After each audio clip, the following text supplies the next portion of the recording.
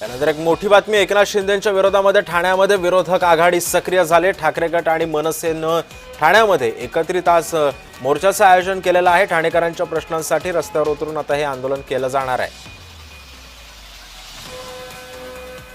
या संदर्भामध्ये अधिक माहिती देण्यासाठी आमचे प्रतिनिधी कुणाल भोईटे सध्या आपल्या सोबत आहे। कुणाल, या मोर्चाला सर्वसाधारणपणे कधी सुरुवात होईल आणि नेमके कोणकोणते या दोन्ही गटाचे, दोन्ही पक्षाचे नेते या मोर्चामध्ये सहभागी होतील? सिद्धेश, पहिल्यांदाच ठाण्यामध्ये ठाकरे गट आणि मनसे जे आहे ते एकत्रित मोर्चा काढणार आहे।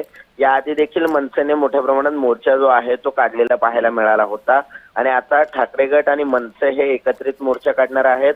हा मोर्चा 3 वाजता सुरू होणार आहे। गडकरी रंगायतन येथून या मोर्चाची सुरुवात होईल आणि याचा शेवट जो आहे हा ठाणे महापालिका मुख्यालयासमोर होईल आणि या ठिकाणी एक सभा जी आहे ती ठाकरे गट आणि मनसेकडून करण्यात येणार आहे। मात्र महाविकास आघाडीतील काही घटक पक्ष आहेत ते देखील या संपूर्ण मोर्चामध्ये उपस्थित राहणार आहेत, त्या या मोर्चाला पाठिंबा देणार आहेत। त्यामुळे कशा प्रकारे या मोर्चाला ठाणेकरांचा प्रतिसाद मिळतोय हे देखील पाहणं तितकंच महत्त्वाचं असणार आहे।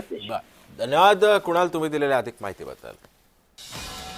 आपण पाहतोय की एकनाथ शिंदेंच्या ठाण्यामध्ये सध्या शिवसेना, ठाकरे गट आणि महाराष्ट्र नवनिर्माण सेनेच्या वतीनं एक मोर्चा काढला जातोय। ठाणेकरांच्या मूलभूत प्रश्नांसाठी हा मोर्चा असणार आहे। अन्यायाला वाचा फोडणारा हा मोर्चा असणार आहे। दुपारी 3 वाजता या मोर्चाला सुरुवात होईल।